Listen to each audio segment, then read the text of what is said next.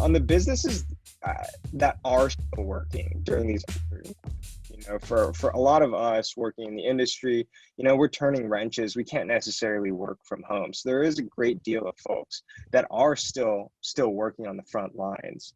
What are some measures that people specifically in the industry can take to protect themselves while at work? And, also, how can upper management, how can businesses help care for employees during this time, knowing that there's a global pandemic, but they're also extremely essential to making sure that our world is maintained, sustained, and continues to keep running? Ooh, all right. Well, there's a lot of things for that one.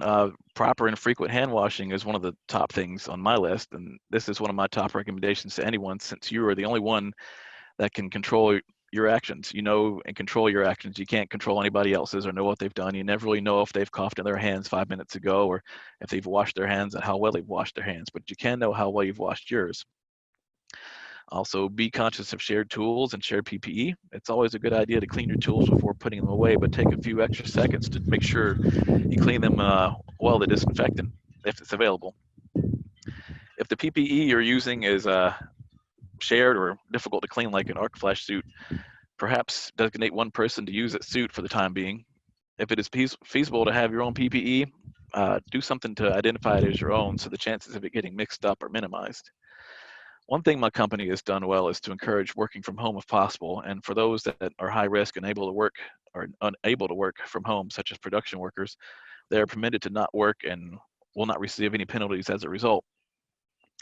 Masks and gloves have been available as always, but we've begun rationing them to the supplies to ensure that everyone has a set, since there's a shortage right now. The cleaning crews have been supplied with disinfecting cleaners and have been working extra hard to paying great deal of attention to the high traffic areas. Doors being propped open to eliminate any need to touch common surfaces.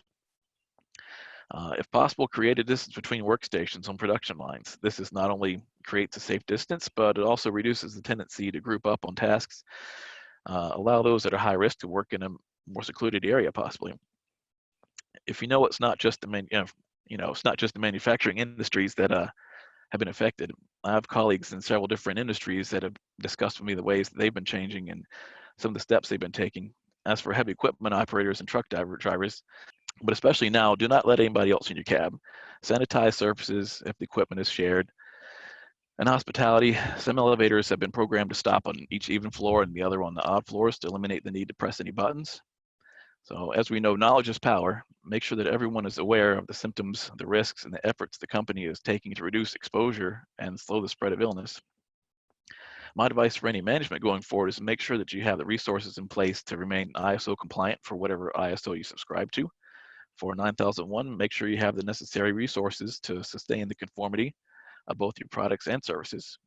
Be creative and resourceful. If feasible, find ways to retool in case market and emergency needs shift. And as an example of this, we're currently 3D printing parts for face masks and regulators. Wow. I mean, that must be that's so cool to see you guys as a company kind of pivot to help support everyone within, the world to help stop this, like you mentioned, spread of illness.